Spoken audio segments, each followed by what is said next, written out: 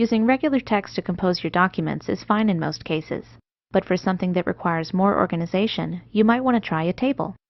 This will let you enter your text in columns and rows instead of lines or paragraphs. To create a new table, just go to Insert, Table, then mouse over the grid to select the number of cells you want.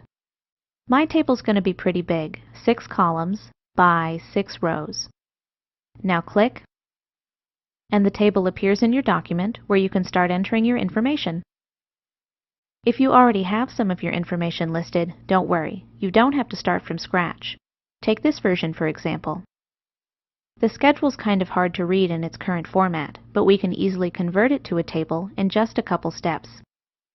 Start by selecting your text, then go to the Insert tab and click Table.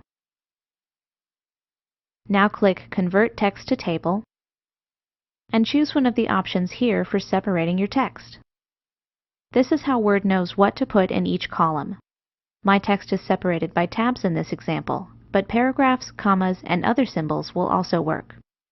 When you're ready, click OK, and the text will appear in a table.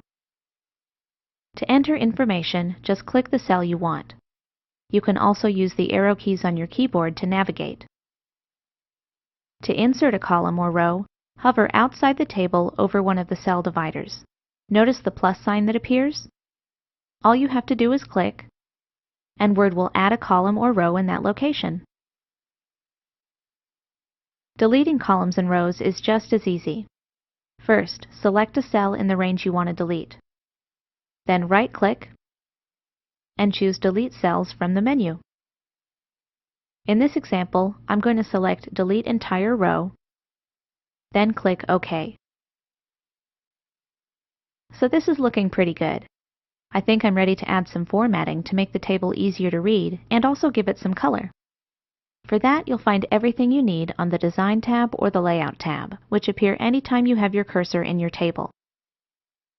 Under Design, you'll find a wide range of table styles to choose from, which you can mouse over for a preview. For the full list, click the drop-down arrow in the corner. How about this one? Once you've chosen a style, you can customize the way it's laid out using the Table Style options here. For example, you can decide whether or not to use special formatting on the first column or the header row. These will all have a different effect depending on the table style you've chosen, so you might need to experiment to get the look you want. You may have noticed that this table has a border between most of the cells. To add or change the border, just select the cells you want to modify, then look to the Borders group. Here you can select a line style, line weight, and also a color for your border. When you're ready, click the drop-down arrow under the Borders command, then choose where you want the border to go. I want mine around the outside of these two cells. You can make further modifications to things like the size and layout of your table by going to the Layout tab. The first thing I'd like to do here is make the table a little bigger overall. I'll start by placing my cursor in the bottom row and then dragging the border to the size I want. When you're ready, click the Distribute Rows command, and the rows will readjust so they're all the same size again. Next, I'm going to select the entire table, and then change the text alignment using the options in the Alignment group.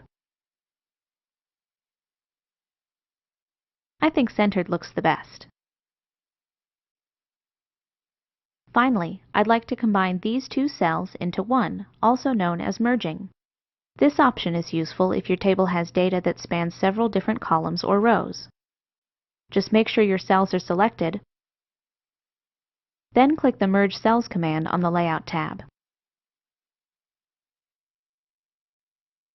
The Layout tab gives you many ways to customize your table, so it works for you and the information you want to display. There are still lots of other options to explore, so make sure you give them a try on your own.